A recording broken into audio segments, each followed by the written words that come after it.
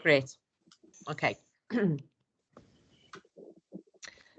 Okay, good afternoon, everybody. Welcome along to this afternoon's Cabinet meeting on Wednesday, the 14th of July. Okay, please note that in today's meeting, it will, of course, be recorded, and we'll go straight into the agenda then. So agenda item number 1, are there any apologies for absence? No apologies for absence received, Chair. Thank you. Secondly, are there any declarations of interest, please? And members are reminded of their personal responsibility to declare any personal or prejudicial interest in respect of any matters. Councillor Chris Davis. Yeah, Pnawn, thank you, Leader. Just to say, I am going to declare my personal and prejudicial interest in agenda item 5, the 3 to 16 voluntary aided school, in that the option 2 that was previously approved by Cabinet is obviously likely to affect me personally because I live at the end of the street to the Greeny playing field. So I will leave the meeting for that item, Chair.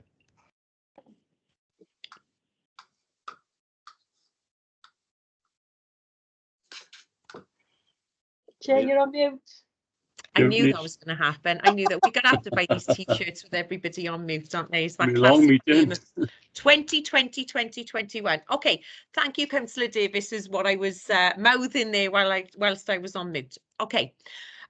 In that case, then we'll move straight on to the open session and agenda item number 3, and that is to consider a report of the Chief Executive in relation to the Provisional Capital Outturn Report 2020-2021. And I understand that Councillor Andrew Barry is going to take us through this report. Thank you, Chair. Provisional Capital Outturn 2021 report covers a period ending 31st of March 2021.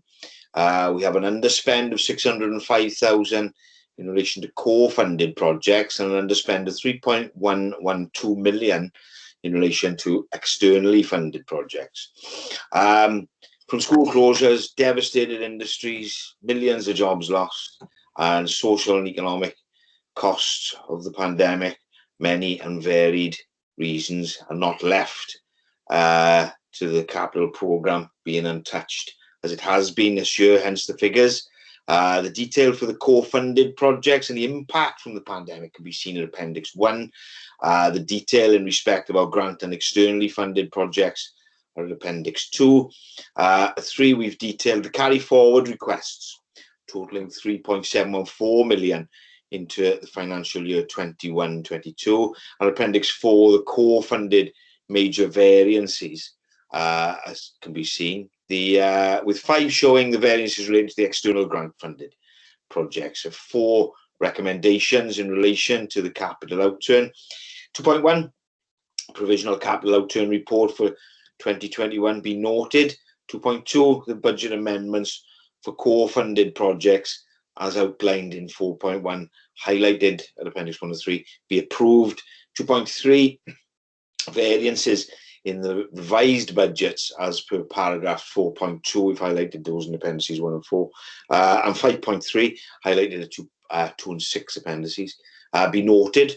2.4, the amendments to the proposed 21-22 budget following the 2021 carried forward requirements as in paragraph 4.3 be approved. I move, Chair. Thank you, Councillor Barry. Do I have a seconder to that report, please? You do, Leader. I'm happy to second the recommendations put to Cabinet by Councillor Barry. Thank you, Councillor Davis. Colleagues, are there any questions in relation to this report? Councillor Davis? Yeah, thank you, Chair. It's just a general question, and Councillor Barry has really succinctly pointed out, obviously, the challenges from the current COVID pandemic. I suppose this is a question to the Chief Finance Officer. Are you assured, Steve, that the significant underspend in projects for the reasons Councillor Barry's outlined, that we will have the capacity and the capability to deliver these projects within year? Would really welcome kind of your thoughts. Our team do a fantastic job delivering schemes, but with the slippage, because of COVID and everything else, are we going to be to deliver in timescale for the remainder of the financial year? It's certainly the case that all of the responsible officers are aware, obviously, of what is being carried forward, and they have actually requested that these monies are carried forward. So then all of the responsible officers would have planned out exactly when these expenditure will be taking place in this financial year. So on the back of that, I do have some confidence, yes, that those schemes will be completed just in this financial year. Okay. All right. Are there any other questions, colleagues? No. In that case, we'll go on to any observations, please. Councillor Geraint-Thomas. Yeah, thank you, Chair. I think we've done amazingly well, really, to build on what we've had, you know, through the pandemic. You know, just have a small slippage, really, in percentage terms, going forward into this year and hope maybe slightly into the next financial year as well. I think it just shows what a great job our officers have done at the local authorities. So, yeah, onwards and upwards. Thank you, Councillor Thomas. Councillor Chris Davis.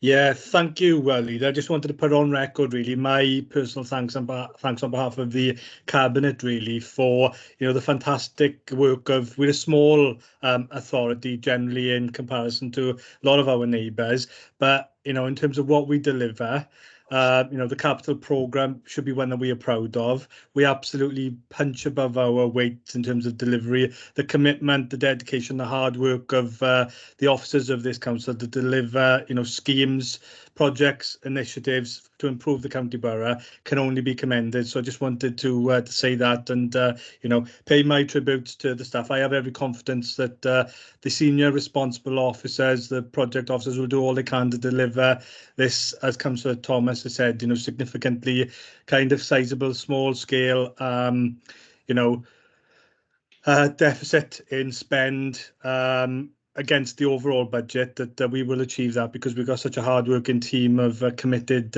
officers who work in this council. So I just wanted to pay my thanks and just say diolch I nhw ni gyd. Thank you to them all. Thank you, Councillor Davis. Colleagues, if there are no further observations, can I just add my thanks and echo that as well as what Councillor Davis, Councillor Thomas and of course Councillor Barry have said in relation to all of the hard work in presenting this report and bringing those findings and those financial aspects to us today. So thank you ever so much from me as leader as well. I shall go straight to the vote then, colleagues, and all those in favour of this report, please raise your hands.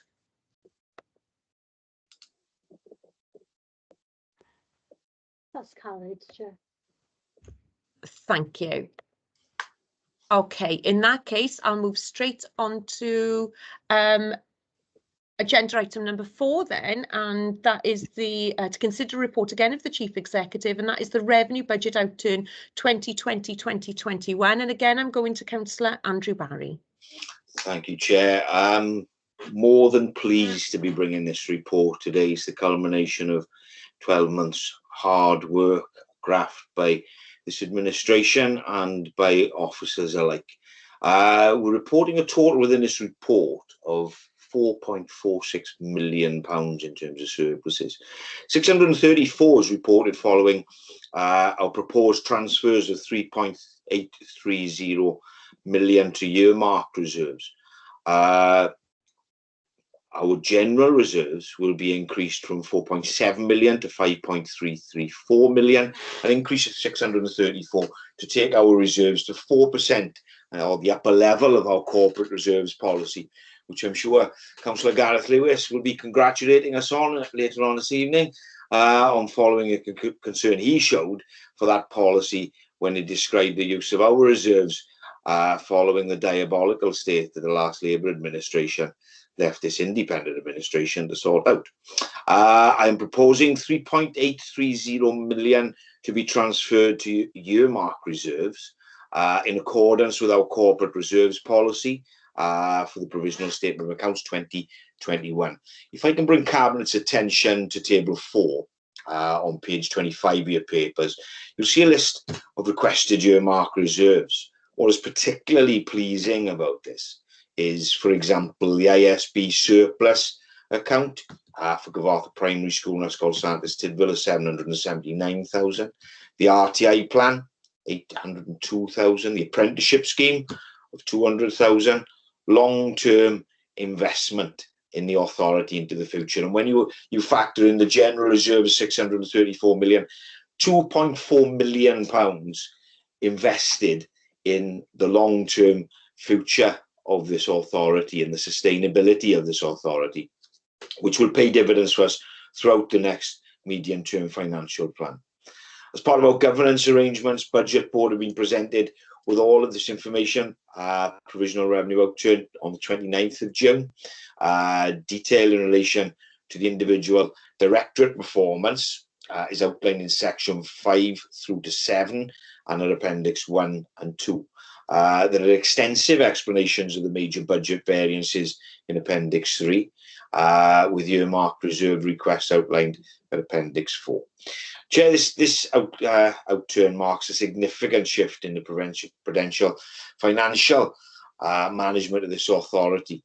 And why is it significant? The outturn of 2.89 million in 1920 and this year a significant 4.464 million.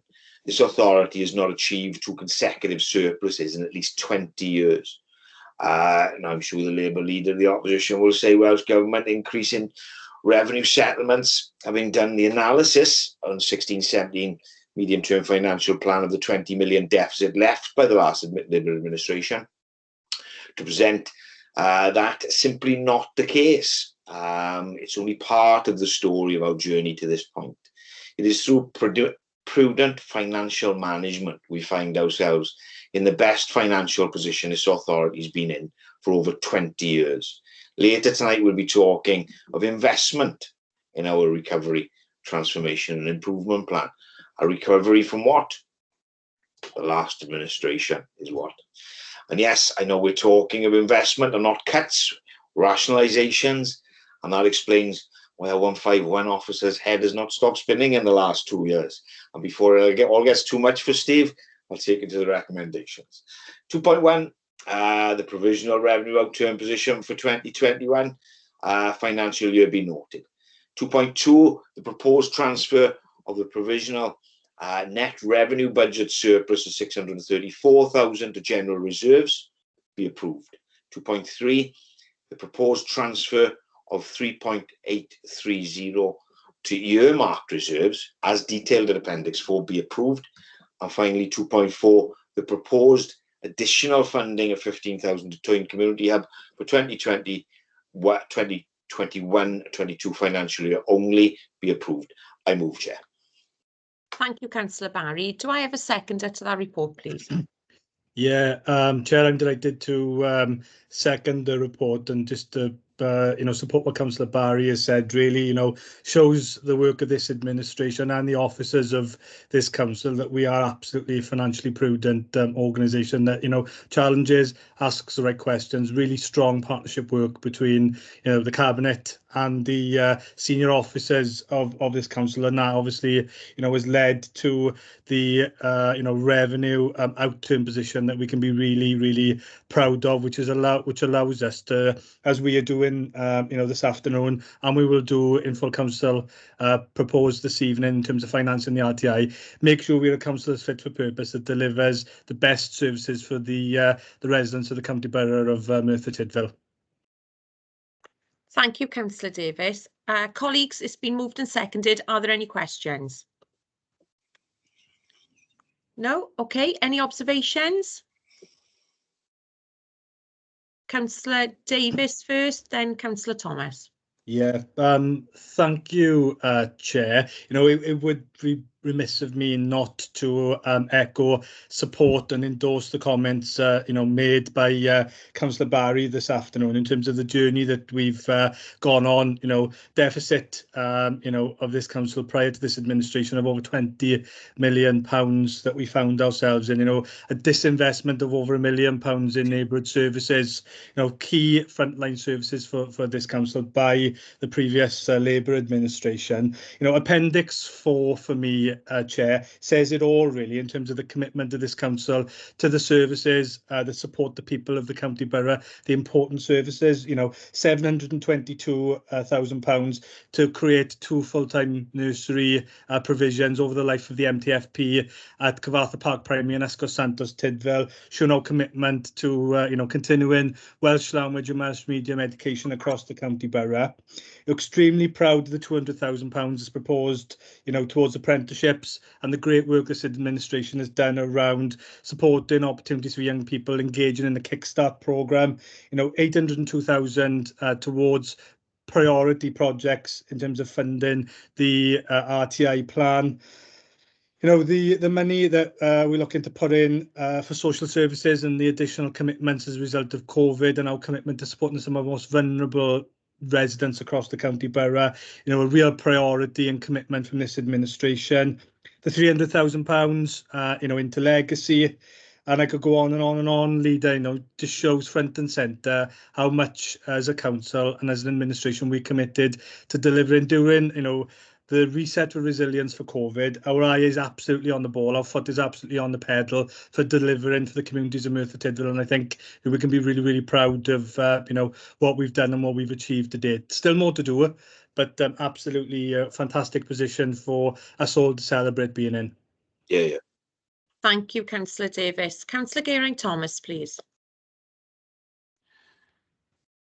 We're now starting to bear the fruit now of our journey, haven't we, over the last 4 years. We had some very difficult decisions to make in the first couple of years of our administration, but working very closely with our officers, particularly our finance officers, in budget board in particular. I think the budget board has been very successful for us over the last 3 to 4 years.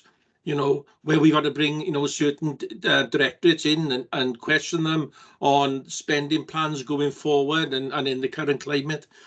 And I think now, we are investing at long last back into the services for the people of Merthyr Tydfil, and long may it continue. Thank you, Andrew. Barry the budget, I'm going to call it from now on. Barry the budget. Thank you, Councillor Thomas. Councillor David Hughes, please.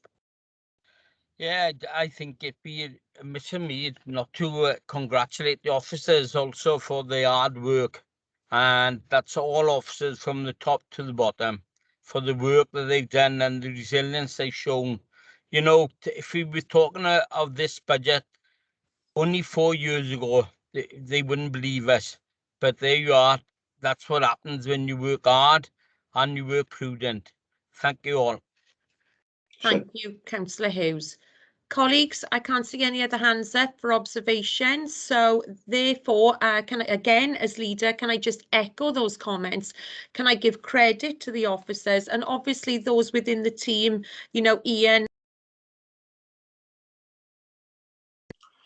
Mute, Leader. Mute. Have I done it again? Am I on mute now? Can you hear me? I've done it again. I do need the T-shirt, everyone. Apologies. I said before we go to the vote, I just want to echo what my colleagues have said, of course, about our officers, particularly about the team, Adele, Ian, Adam and Steve, but I have to give a nod and credit to my cabinet colleague, Councillor Andrew Barry, for all the work he's done in that portfolio and with those officers as well. It doesn't go without saying what Councillor David Hughes has just said, about all of the portfolios being really working together, but obviously just a particular nod to that particular portfolio and that department. So colleagues, I'm going to take it now straight to the vote. All those in favour, please raise your hand.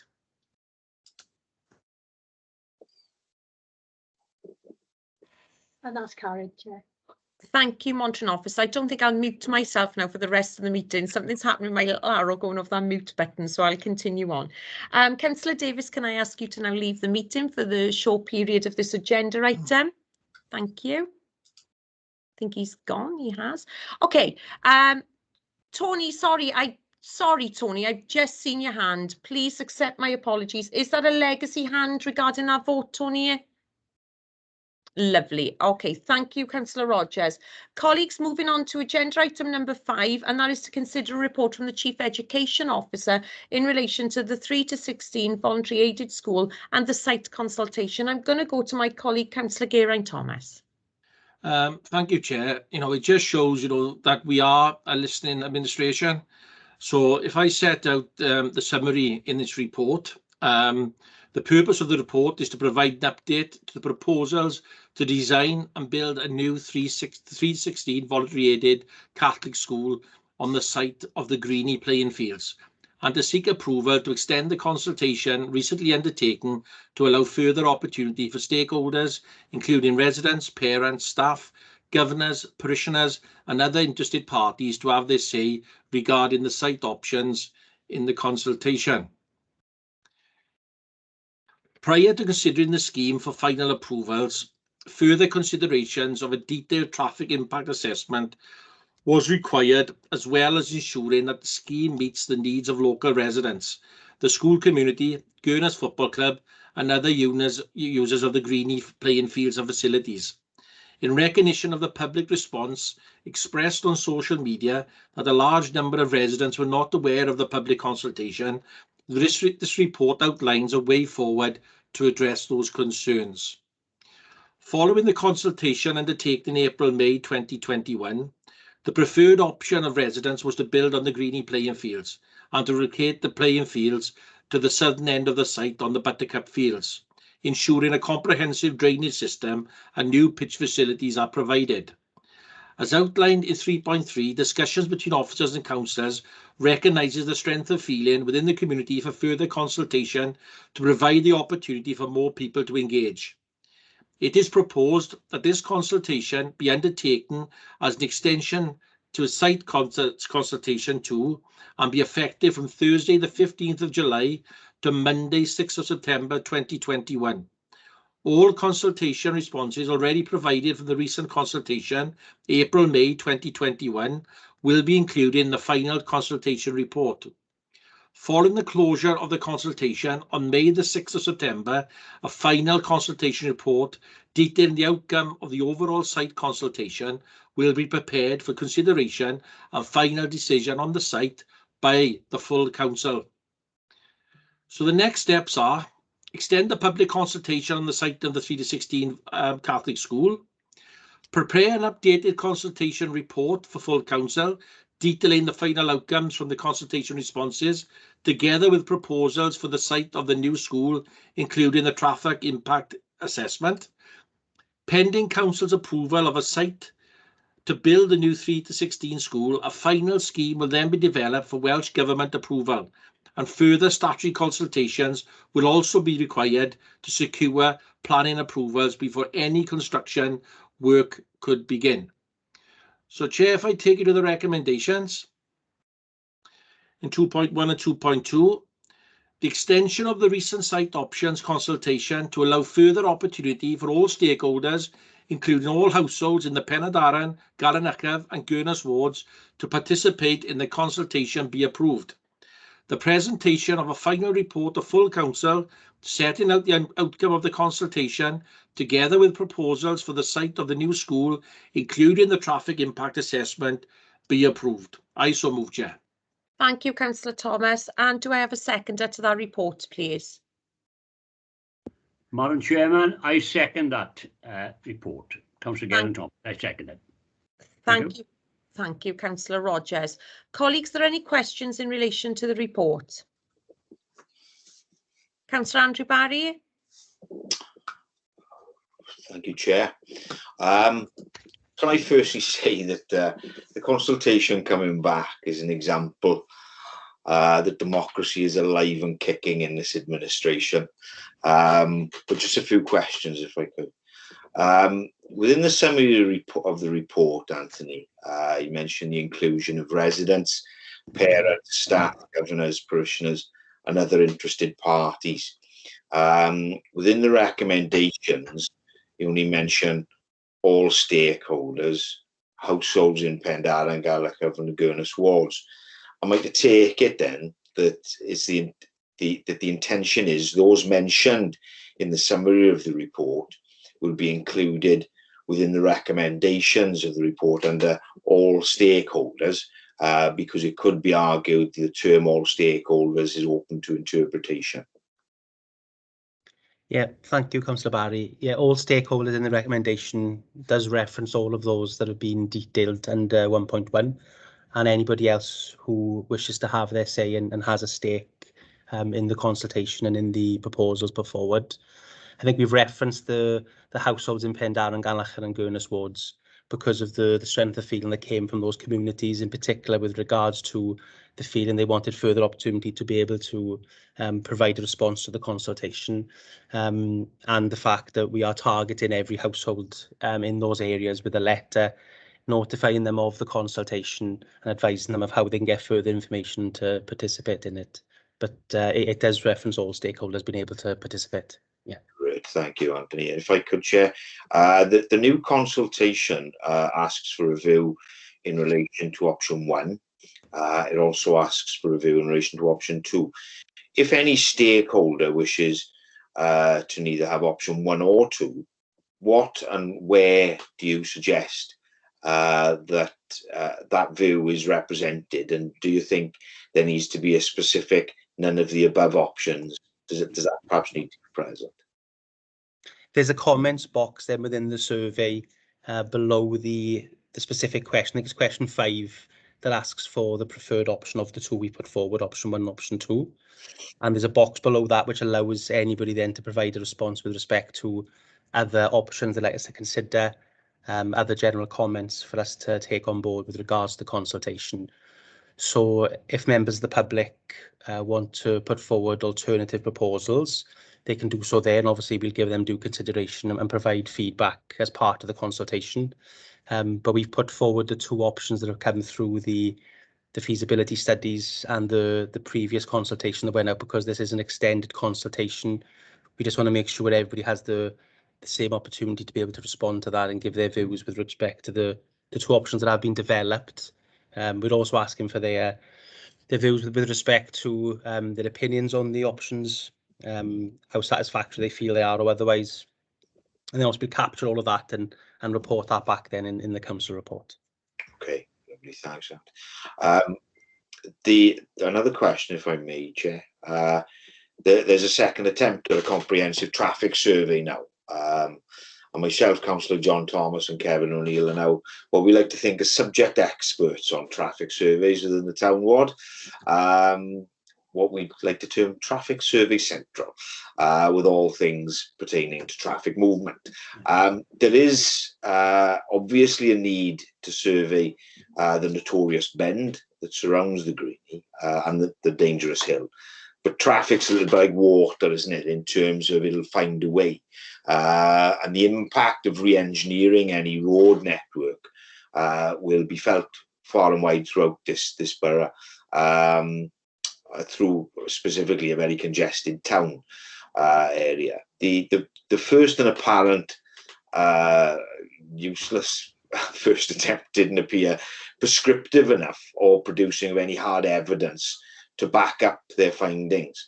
How comprehensive is the second assessment going to be, and can you give me some guarantees that the introduction of a super school bringing traffic together from, was it 4 sites, will not undo the work, for example, in Pontmore, as to alleviate the highly congested roads? So what checks and balances have we got in place to ensure that?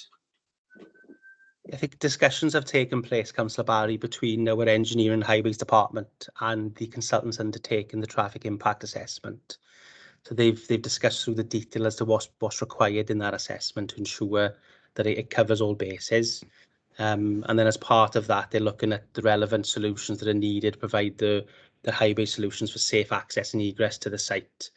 So without knowing the details, I'm not sure exactly the extent of the traffic impact and how far down the network that goes and covers. But that's certainly something we can pick up with our engineering and highways colleagues to ensure that the overall network is considered. The impacts, of course, are not just coming into that site, but also away from other sites. So there's a balancing effect across the piece. But that's something that our engineering and highways colleagues would lead on with the consultants to ensure we cover the relevant bases. Great, thanks very much. And obviously, you know, it's such a contentious issue that we found ourselves in the midst of now. It would have been nice within the report, or possibly within the letter of consultation, to offer some sort of apology to those people who feel they've been omitted from the process to date. Sorry, But yeah. We're still in questions. Oh, sorry. Yeah. Okay. Lovely. Thanks very much, Anthony. Very comprehensive. Okay. Thank you, Councillor Barry. Councillor Tony Rogers, you did have your hand up. You've taken it down. I just want to make sure that I seconded it, I did. Oh, lovely. Thank you, I Councillor seconded Rogers. Councillor Thomas, I did. Thank you, Councillor Rogers. My Okay. second, it's my third cap today. Okay, are there any other questions? No? Okay, we'll move on to observations. Any observations? Okay. Oh, Councillor David Hughes. Thank you, Chair. I'd just like to say people have got opportunity now to have their say. Let's hope they take that opportunity. It's easy to complain after the event, but they got opportunity now. People have got opportunity to have their say. They asked for us to listen. We've listened to them. So let's see now that they have their say and all considerations will be taken. Thank you, Councillor Hughes. Okay, colleagues, if there are no further observations, we'll move to the vote then, please. All those in favour, please show your hand. Okay, thank you, colleagues. And that item is carried then. Thank you. Can we call Councillor Chris Davis back in, please? Councillor Chris Davis, have you joined us? Just need to check. Yes, he has. So Councillor Chris Davis has now joined us for the portfolio agenda items then, please. And we move on to agenda item number 6, which is to consider a report from the Chief Education Officer in relation to the appointment of local authority LA governors, please. And I'm going to go to Councillor Geraint-Thomas. Yeah, thank you, Chair. You know, we're all school governors and it's such a rewarding job, you know, working at the schools with the teachers and the children and the parents. So I think it's a real good report this coming forward, and hopefully a lot of members of our general public will take up the opportunity and hopefully apply to be a school governor. The local authority is required to publish criteria which is to be used for the identification and appointment of LA governors. The proposed process would seek a panel to set up to consider applications for LA governors based on a skills matrix. The panel would meet termly to consider vacancies that will arise the following term. If I go straight to recommendations in 2.1, the process of appointing LA governors as outlined in the report be approved. I so move, Chair. Thank you, Councillor Thomas. Do I have a seconder to that, please?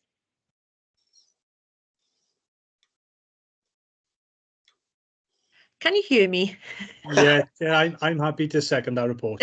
Good. Okay. Sorry, I thought I accidentally got on mute again then. Thank you, Councillor Davis. Colleagues, any questions in relation to that report? No. Okay. Any observations? No. Okay, then we'll move straight to the vote. Thank you. All those in favour, please show your hand. And that's carried, Chair. Lovely. Thank you, colleagues. Okay, I move on to agenda item number 7, and that is to consider a report of the Chief Officer for Neighbourhood Services regarding the various roads in Cefn Coed and the proposed traffic regulation order. And I understand that Councillor David Hughes is going to take this report. Thank you, Chair. Summary report is found in 1.1 to 1.6. I won't read them all out, otherwise we are all night. Just to say that for the council to authorise the intention to publish a public notice informing of the County Borough Council's intention to make a permanent traffic regulation order under the Road Traffic Regulations Act of 1984. In the event of no objections, the order will be made. I'm sure the councillors are aware of the Ysgol y Graig new school being built in Cefn. But to support the area around the new school, a traffic order is required and the drawing showing the proposal is attached in Appendix A for councillors' information. The traffic regulation order proposals consist of the following: a 20 miles per hour speed limit on the roads around the new school, and a no waiting at any time parking restrictions. There was a consultation taken. There were 302 properties consulted in the area of the school. Again, not a very good response of the people again. Only 37 responses, with 73% in support and only 27 that do not support it. You know, when we put out a consultation and these have been posted into the houses, now people got an opportunity to come back and have their say. So we've only, as I said, 37 responses. We've got to look of how we can do our consultation a bit better, you know. Before I go to our recommendations, I consulted with both ward councillors, and they are happy with the proposals. And the recommendations are: public notice be given that the County Borough Council's intention to make a permanent traffic regulation order and the Road Traffic Regulation Act 1984, the effect of which is detailed in the schedule Appendix B, be approved. That in the event of no objections be received, the said permanent order be approved. If objections are received, the report is presented to the appropriate committee for consideration as soon as possible. I therefore move. Thank you, Councillor Hughes. Do I have a seconder to that report, please? I'm delighted to second that. An old Kevin Coy born. I was born and bred there, so I like to second that, Madam Chairman. Lovely. Thank you, Councillor Rogers. Councillor Barry, I think you have a legacy hand still on display, but thank you, Councillor Rogers. Colleagues, any questions? That's all right. Thank you, Councillor Barry. Any questions in relation to this report? No. Any observations? No. Okay, we'll move straight to the vote then. And can I ask all those in favour to raise their hands on the screen, please? I'm up for it, Chair. Thank you. Okay, colleagues, moving on to agenda item number 8 is to consider another report from the Chief Officer of Neighbourhood Services in relation to Ebenezer Close in Trelewis, a proposed prohibition of waiting anytime traffic regulation order. And I believe I'm going to Councillor David Hughes again for this one. Yeah, thank you, Chair. Some report again is from 1.1 to 1.10. I'm sure you all read the report. It's to do with the Ebenezer Close access road to Trelewis Primary School from the High Street, Trelewis.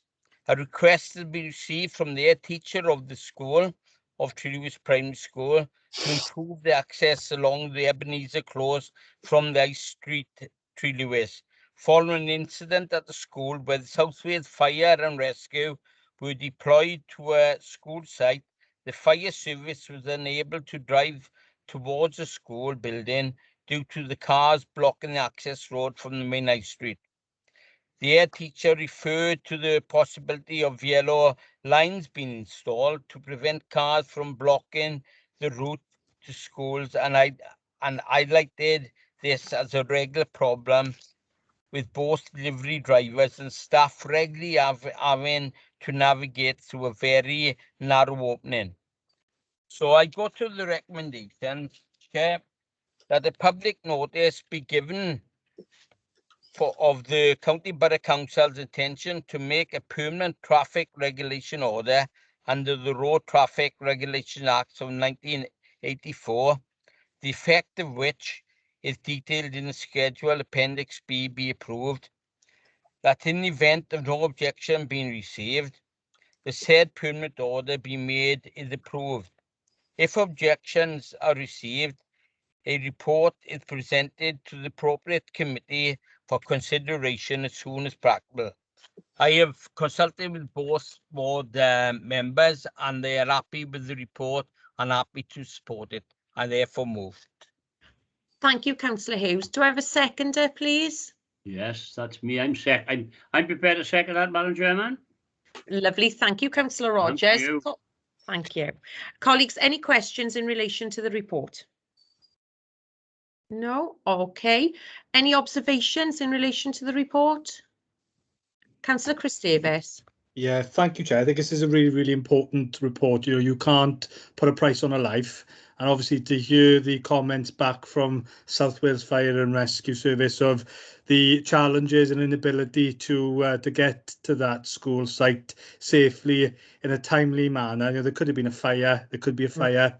You know, I appreciate the challenges for local residents. We have them up and down the county borough, but you know, when it comes to you know, safety of our children, young people and staff at the school, this is not something we can compromise on. So I absolutely support and commend the officers bringing forward this report in relation to the permanent proposal for the permanent traffic regulation orders to make this an area that's safe and accessible for all, and putting safety as the paramount importance.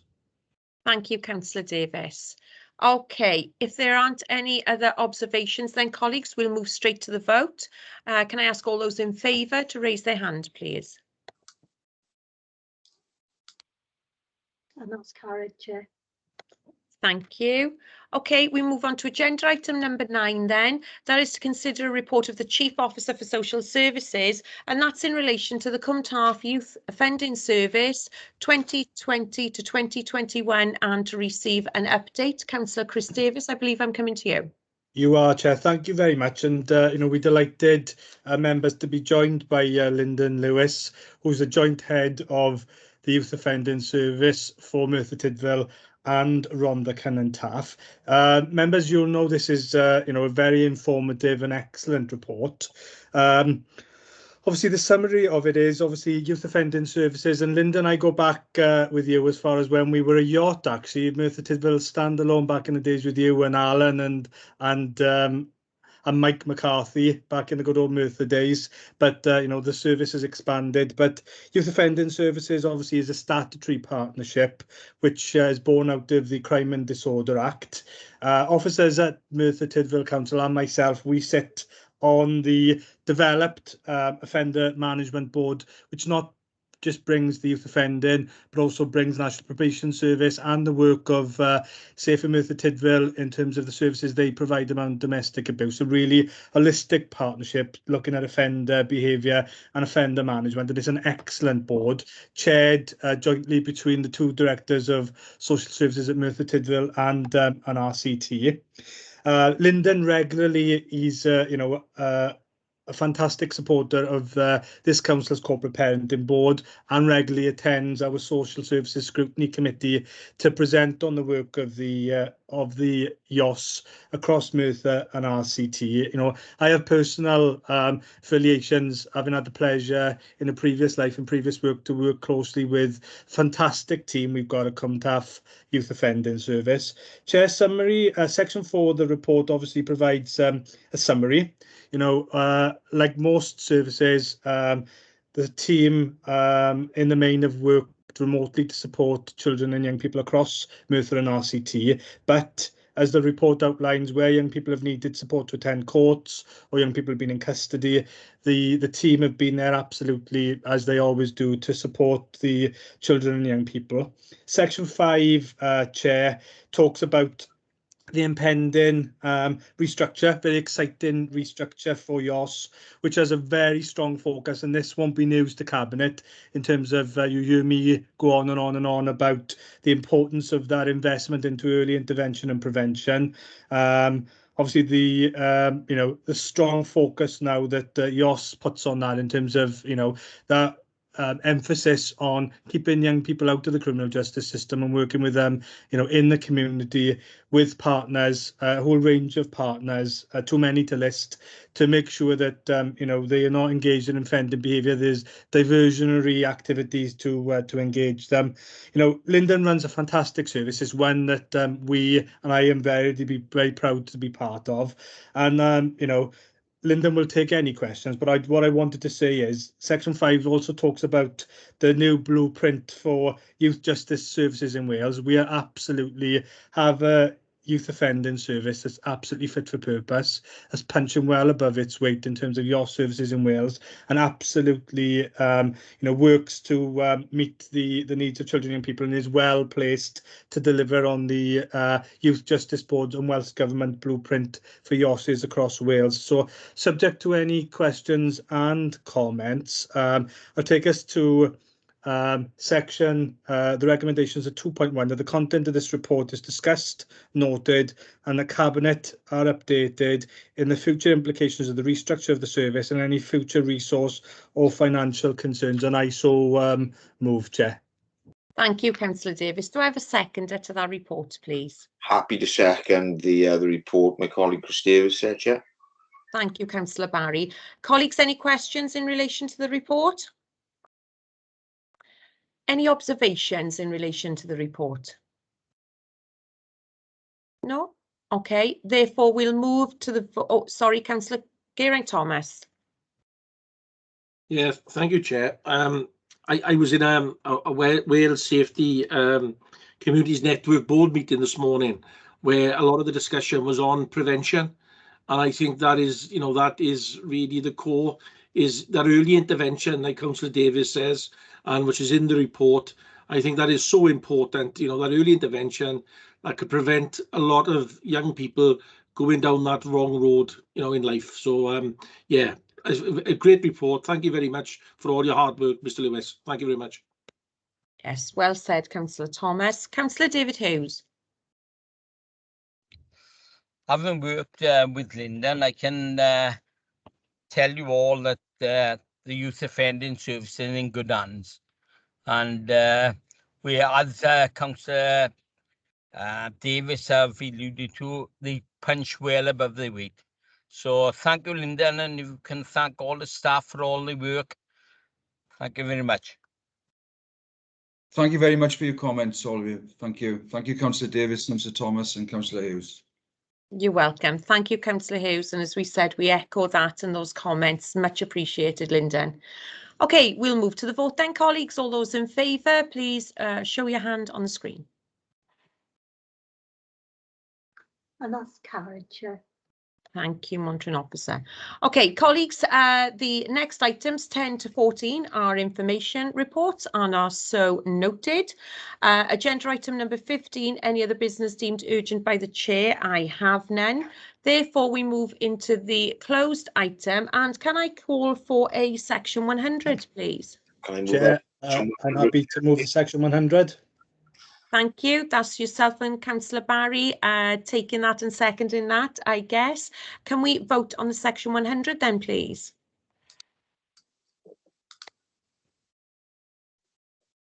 And that's carried, Chair. Thank you all. So unless you're supposed to be here, please depart from the meeting. Thank you all for your attendance if you're a member of the public. And I'll just wait to